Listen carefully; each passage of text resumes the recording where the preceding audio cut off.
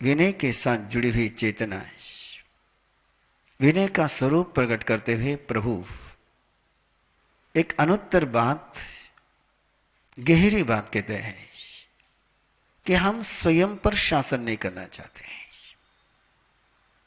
हम समस्या का स्रोत कहीं बाहर खोजते हैं और वहीं से परेशानी शुरू हो जाती है।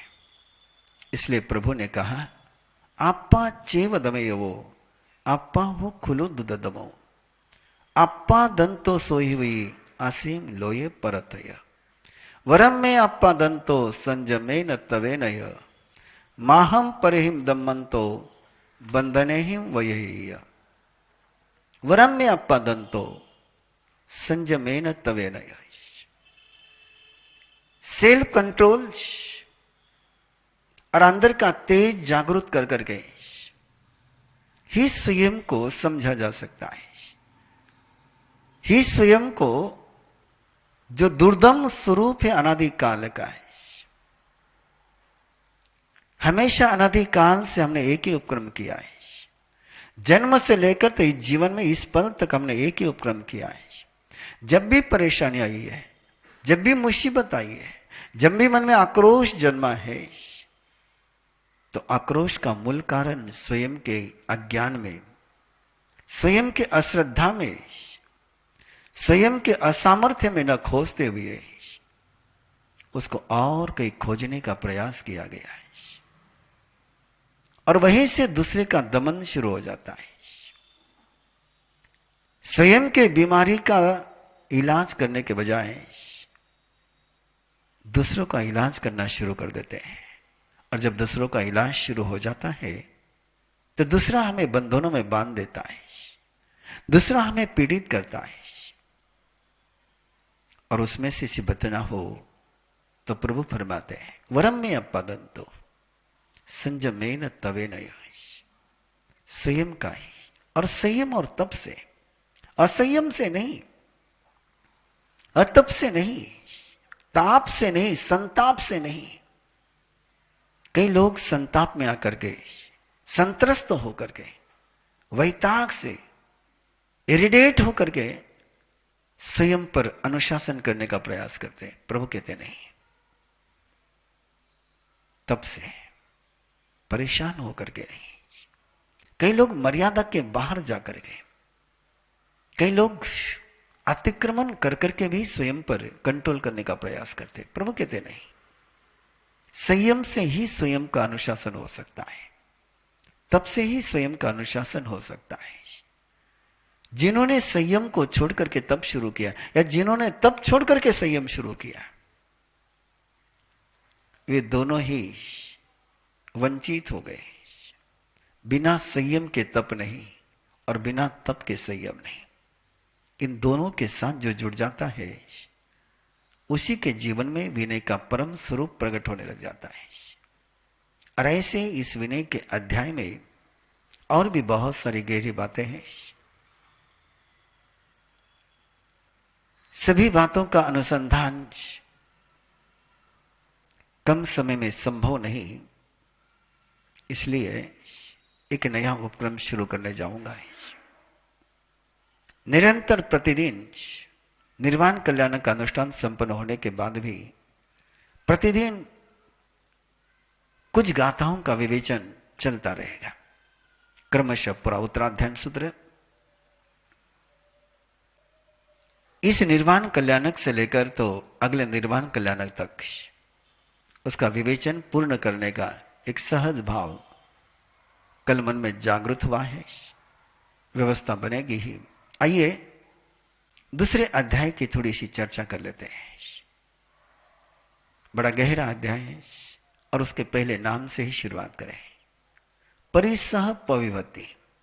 परिसह यानी संकट, केवल संकट नहीं, अपने स्वीकृत मार्ग पर जो संकल्प मैंने लिया है, जो संकल्प आपने लिया है, उस संकल्प के मार्ग पर, चुने हुए राह पर, चुने हुए व्यवस्था पर, चुने हुए साधना मार्ग पर बने रहने के लिए, उसी मार्ग पर चलने के लिए जो कुछ स्वीकार करना होता है क्योंकि बहुत बार जब रास्ते पर कदम बढ़ाते हैं तो कहीं से आकर्षण आता है, वो लुभाता है, कभी से डिस्ट्रैक्शन आता है, वो डिवाइड कर देता है, वो डिस्ट्रैक्ट कर देता है।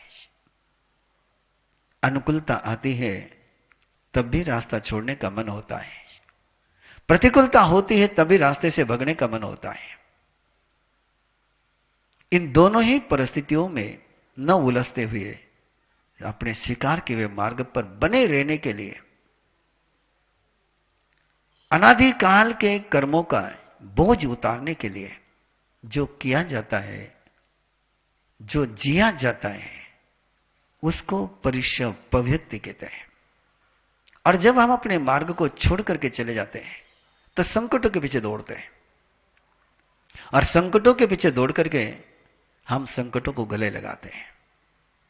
जरा स्मरण करें,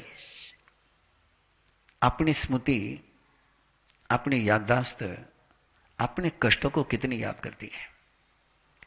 प्रभु का स्मरण हम कितनी गहराई से करते हैं और कष्टों की याद हम कितनी गहराई से करते हैं। और ये याद करना, अपने दुखों को याद करना, अपने परेशानियों को याद करना, अपनी आपदाओं को, अपनी विपदाओं को याद करना, यही उनकी भक्ति होती है। यही से भक्ति शुरू होती है। चाहे स्वयं के साथ अपमान हुआ हो, चाहे शरीर में कोई पीड़ा जागृत हुई हो, सिर दुख रहा हो, पेट दुख रहा हो, वो तो चला जाता है। जैसे जैसे जिस कर्म के उदय के कारण से उसकी अनुभूति हुई, वो चला जाता है। कर्म चला गया, वो चला गया, लेकिन उसकी स्मृति, उसकी मेमोरी, उसकी याददाश्त नहीं जाती है। पांव में से कांटा तो निकल जाता है, लेकिन दिल का कांटा नहीं निकलता है। हम दिल के कांटे को संभाल कर रखते हैं। परमात्मा कहते हैं, संकटों की भक्ति मत करो, आपत्तियों का स्मरण मत करो, विपदाओं को भक्ति के साथ याद मत करो, भूल जाओ। उसका बोझ कब तक लेकर के चलोगे? निरंतर उसका बोझ लेकर के चलते हैं, और उसका बोझ लेकर के चलने के कारण से ना स्वयं का ध्यान कर पाते हैं, ना रिश्तों को जी पाते हैं, ना दायित्व निभा पाते हैं। जो कुछ दुर्घटना घट गई, उस दुर्घटना को कब तक कैरी करना है, मन में कब तक कैरी करना है। और ये बहुत बार होता है, अभी भी ऐसा चल रहा है। कोरोना कोविड के इस माहौल में जो पेशेंट कोरोना कोविड से बाहर आए हैं, अभी भी वो कोरोना कोविड के उस सारे ट्रीटमेंट को याद कर करके रात को नींद नहीं आती उनको। फिजिकली स्वस्थ हो गए, लेकिन उस समय की पीड़ा याद कर रहे हैं, और उसकी पीड़ा को याद करते करते अपने बॉडी को मैसेज दे रहे उस पीड़ा में जाने का। जब हम मन में किसी को याद करते हैं तो वैसा ही अंदर में सिक्रेशन शुरू हो जाता है। इसलिए परमात्मा कहते हैं कि संकटों की भक्ति कभी मत करो। इसका मीनिंग, संकटों कभी याद मत करो। संकट बीत गया, उसको याद नहीं करना है। फिर क्या करना है? सोचा, नच्चा, जिच्चा, अभिभूया। संकट को सुनना है, वो आने के पहले उसको सुनना है। और जो संकटों को आने के पहले सुनते हैं, वे वो संकटों को जानते, सोचा, सुन करके, संकटों को भोग करके नहीं, संकटों को छू करके नहीं, संकटों को जी करके नहीं, तो संकटों को सुन करके। और ये सुनना कानों से नहीं होता है, ये सुनना अंतर की चेतना से होता है, ये सुनना अंतर के भावों से होता है। और ये अंतर भावों से जो सुनते हैं, उसके समग्र स्वरूप को जानने में समर्थ हो जाते हैं। संकट आप पर तभी हावी होता है जब आप उसको सुन न पाते हैं। बड़ी प्यारी सी जन कहानी, जन स्टोरी चलती है। एक साधक गुरु के पास सीखने के लिए गया, और गुरु ने एक ही कसौटी उसके सामने रखी, बड़ी गजब की कसौटी सामने रखी कि तू जब भी गफलत में रहेगा मैं तुझे मारूंगा, मैं तुझे पीटूंगा, मैं तेरे पर हमला करूंगा, मैं तेरे पर प्रहार करूंगा। मेरे प्रहार करने के पहले, मेरे हाथ उठने के पहले तूने यदि जान लिया तो मैं नहीं मारूंगा, और तुझे चोट लगने के बाद, मारने के बाद तूने देखा तो तू मर आ जाएगा। और साधना शुरू हो गई। गुरुजी बात करते करते लगा दी मुंह में थप्पड़। बोले क्या? बोले मैंने कहा था ना, मैं कभी भी मार सकता हूं, मैं तभी मारने से स्वयं को रोकूंगा, या तभी तो मारने से बच पाएगा जब मैं मारूं उसके पहले तो मुझे देख लेगा। अब उसकी नजर कंटिन्यू गुरु पर लगी, कब हाथ उठता है। सेकंड डे शुरू हो गया। वो भोजन कर रहा था और गुरुजी ने आकर के पीठ में रट्टा लगा दिया। बोले क्या? भोजन कर रहा हूं मैं। तू भोजन करके तो सो, कुछ भी कर, मैं किसी भी समय किसी से भी आ सकता हूं। बोले पीठ के पीछे कैसे देखूंगा? बोले वो तेरा जान। और संवेदना जागृत होने लगी, संवेदना जागृत होने लगी। 3-4 दिन के बाद वो भोजन कर रहा था और गुरु पीछे से आने लगे, और उसको महसूस हो कि गुरु आ रहे, और उसने मुड़ करके देखा है और गुरु के चेहरे पर स्माइल आ गया है, गुरु के चेहरे पर मुस्कान आ गई। और 4-5 दिन उस संवेदना में जागृत रहने के बाद वो सोया हुआ था, और सोया हुआ था और गुरु ने जाकर उसको पीटना शुरू कर दिया। बोले क्या है? बोले बात ये क्या आपने, मैं 24 आवर्स में कभी भी आकर के हमला करूंगा, मेरे आने के पहले मैं तेरे पर हमला करूं उसके पहले तूने मुझे देख लिया तो मैं तू बच जाएगा। बोले नींद में? बोले नींद में भी। अब मुश्किल हो गई बात। लेकिन 2-3 दिन लगे उस साधक को, और 3 दिन के बाद जैसे गुरु आने लगे, नींद में सोया हुआ था लेकिन गुरु जैसे आने लगे वैसे उसकी आंख खुल गई। ये अंदर की साधना का सूत्र है। जैसे आपके अंतर की चेतना उस पर फोकस हो जाती है तो आप उसको सुन सकते हैं, आराम से सुन सकते हैं। एक दिन वो साधक झाड़ू लगा रहा था, और झाड़ू लगा रहा था, गुरुदेव ऊपर से कूद गया उसके पीठ पर। बोले क्या? बोले यस, मैं कभी भी आऊंगा, मेरे आने के पहले तूने सुनना है मुझे, मेरे आने के पहले तूने जानना है। और यही साधना है सोचा और नच्चा की। आने के पहले जानना है, हमला होने के पहले जानना है, साइक्लोन आने के पहले दरवाजे बंद करने, तूफान आने के पहले दरवाजे बंद करने, बाढ़ आने के पहले बांध बांध लेना। इसी को कहते सोचा नच्चा जिच्चा।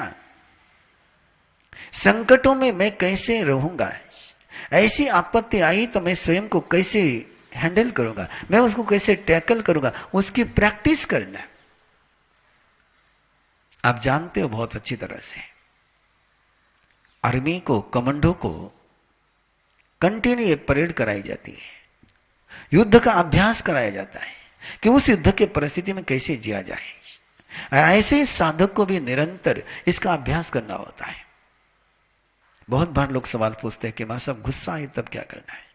अब गुस्सा आए तब कुछ नहीं कर सकते हो, गुस्सा आने के पहले बहुत कुछ कर सकते हो।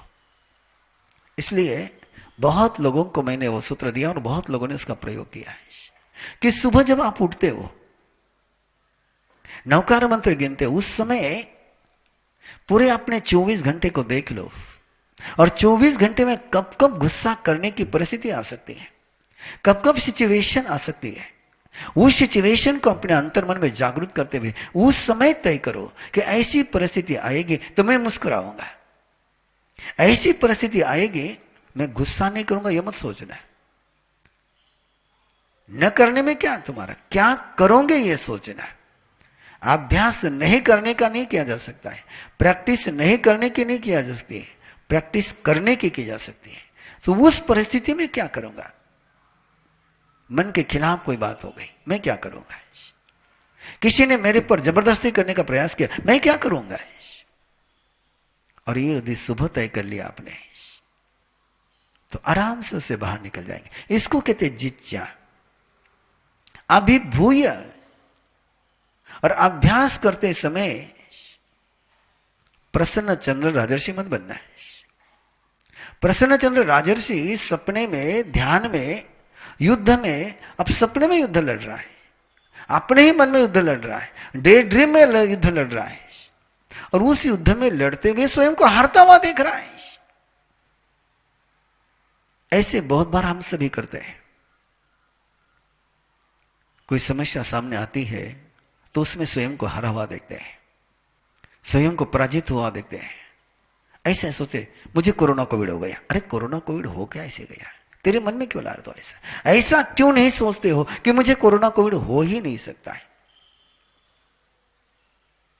अभिभूय का मीनिंग होता है कि अभ्यास करते समय एक ही बात का एहसास करना कि मैं उस संकटों को जीत रहा हूं। अभिभूय यानी पराजित करते हुए, संकटों को पराजित करते हुए, आने वाली समस्याओं को पराजित करते हुए कि अब स्वयं के अंदर में वो ट्रेनिंग देना।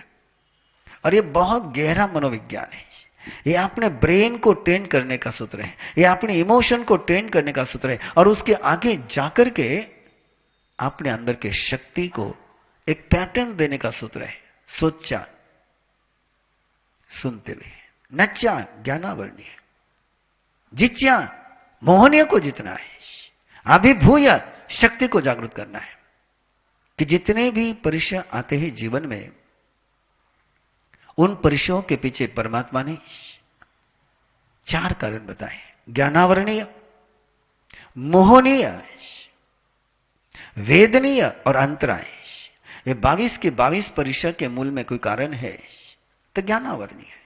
और ज्ञानावरणीय से बाहर निकलना हो तो सुनना होगा। सोचा जाना ही कल्याणम, सोचा जाना ही पावगम। और ये कानों की बात नहीं है, ये संवेदना से सुनने की बात है।